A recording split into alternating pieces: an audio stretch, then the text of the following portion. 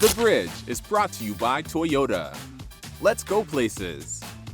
Welcome back to The Bridge. So the OSAA high school football playoffs are right in the middle of the state tournament. Now joining us here to talk about it is Nate Hanson from KGW. He covers high school sports. Nate, welcome to The Bridge. How are you? I'm great. Thanks for having me, Justin. So we've got all sorts of stuff to talk about, and I know the first round just got underway. We are getting into the second round and lots of storylines, but I think one of the biggest storylines this year has been Parkrose and their head coach, Lowe. Of course, all the stuff that happened off the field with him last spring, and then we saw the video release, but also a lot of stuff he's been doing on the field because a lot of unprecedented success at Parkrose. Absolutely. I mean, think of it. He took over a program that had lost 23 straight games in a row, stretching over multiple seasons, and in year one, not only did he win a game, he took them to the playoffs. And now we're here in year two, and he's continued to build on that. They won their first conference championship in 53 years. They won a playoff game last week. For the first time ever, they beat Lebanon 59-20 last week, and they're in the 5A quarterfinals for the first time ever. It's just a remarkable turnaround. Here's what head coach Lowe had to say to his team after that historic playoff win. Those Broncos continue to make history. This is the first playoff win in the history of the school, fellas. Give it up.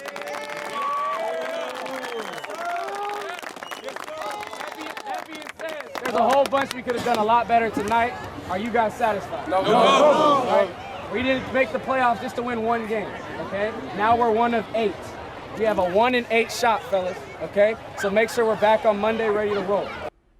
So there you hear Coach Lowe talking about not being satisfied with just getting that one win. What do they have next? Well, they have a big test coming up for them next because Parkrose is the 7th seed. So now that they're in the quarterfinals, they're going to play the number 2 seed, which is the Crater Comets out of Central Point, Oregon, down in Southern Oregon. And Crater, they've pitched shutouts in each of their last 3 games. Their only loss this season was a close one to the number 1 seed, which is Thurston. So Parkrose, they're going to have their work cut out for them, but obviously with what Lowe's done with this team, you can't count them out of anything. So let's move into the 6A bracket, and Tigard right now is the clear favorite. Talk about what Tigard has done all season long. It's been really impressive because they're in the Three Rivers League, which is easily the best league in 6A. Tigard is the only undefeated team remaining in 6A. They're the only one who got through the regular season without a loss, and that included wins over top 10 teams like Lake Oswego, who's ranked 3rd, Tualatin, who's ranked number 7, West Lynn, who's ranked number 5,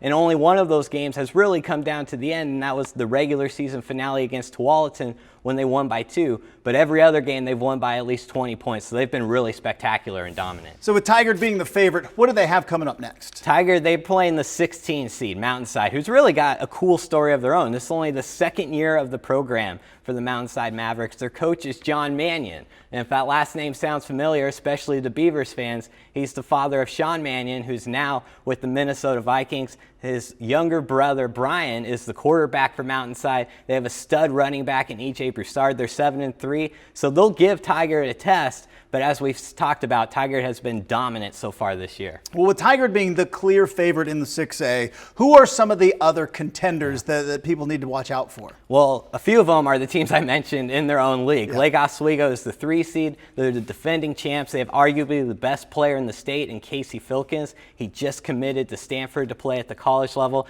You got West Lynn, who's the number 5 seed. You got Tualatin, who I mentioned, who took Tigard to the limit in the regular season finale. And you also have number 2 Jesuit, who is ranked 2nd for a reason. They've been great so far this year. And number 4 Central Catholic. What's interesting about all these teams is they've kind of all played each other already this year. And they've won some games and lost some others. And Tigard, to their credit, won all the games they played against these teams. And so that's kind of how they've elevated themselves above the fold. But any of those other 5 teams, if they get hot, can find themselves lifting the trophy come December. So when you look at Tigard being the clear favorite and comparing in styles, because I think that's one of the things that's unique to high school football, right? In college football, we look at the rankings and there's a talent gap, but in high school, boy, you can catch a team that runs a weird system, that runs some different. What are some of the tougher styles that maybe Tigard would have to look out for? I would say it just has to be with an explosive player, which is why I would look at a team like Lake Oswego, because Casey Filkins,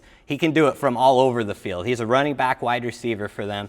They do some wildcat action with him just to get the ball in his hands. So to me, that's the team. If I had to pick one of those teams that would give Tigard the toughest test, come the postseason, Yeah. I'd go with Lake Oswego. So we're now heading into the second round, but there's already been some fireworks in the first round. And I know the rankings in high school football is an inexact science, but there have already been a couple of pretty big upsets. Yeah, we had the number 19 seed West Salem beat number 14 seed Sunset in a smaller upset. The biggest upset of the first round was Lake Ridge. They were seeded 22nd. They're only 3-6 this season coming into the postseason. They took on Beaverton, who was the 11th seed. Beaverton was really good. They shared the Metro League title with Jesuit and Lowe. Both those teams are ranked in the top 6. And Lake Ridge went in there and dominated Beaverton on their home field. They have a running back named Jalen John, a great player for them. And so they're a team that, while it was a surprise in terms of rankings that they won, they've always had the talent to be able to put together an upset, and we saw it there in the first round of the playoffs. There's a lot of excitement around the Portland area, but here in the same area, just north of the river in Southwest Washington, there's also some exciting teams. Yeah, I mean, you got Camas, who this year has set out on what they've called a revenge tour, because Camas the last couple of years has been dominant. They have a state championship to their name, but the last couple of years it's been Union who has won the Greater St. Helens League 4A over there in Washington. And last year, Union actually won the state title game. And so Camas this year, they're undefeated. They suffered a major injury towards the end of the year. Their quarterback, Jake Blair, broke his collarbone, but they've put in a replacement who's proven to be capable. So out of the teams in Southwest Washington, Camas is the 2 seed in the postseason over there. They're the team to watch out for. All right, I'm going to put you on the spot just a little bit, but looking ahead to this week's games, what do you think is the best matchup and maybe the most exciting game of the week? Now, it's going to be the game that I kind of mentioned with just Lake Ridge, just because they were 3-6 this year, but 5 of their losses were to teams ranked in the top 12. So that shows they played really good competition this year. They're battle tested, and they're taking on an Aloha team who, while they're ranked 6th, I didn't include them in my teams that I think could win the state title, just because I don't know if their ceiling is as high as some of these other teams. They have a great quarterback in Timothy Dennis Jr. who can really throw it around. But like I mentioned, Lake Ridge has that running back, Jalen John. He's going to be playing ball at Arizona at the Pac-12 level. He ran for more than 200 yards last week in their win over Beaverton. He's a player who can take a game over. And so for me, that's the one I'm actually most excited to see this week. Hey, Nate, great stuff. Really appreciate it, man. Thanks for coming on. Thanks for having me. All right, for complete coverage of the OSAA High School Football Tournament, head to kgw.com and also tune in to KGW for their complete coverage. When we come back, we will be wrapping up the bridge next.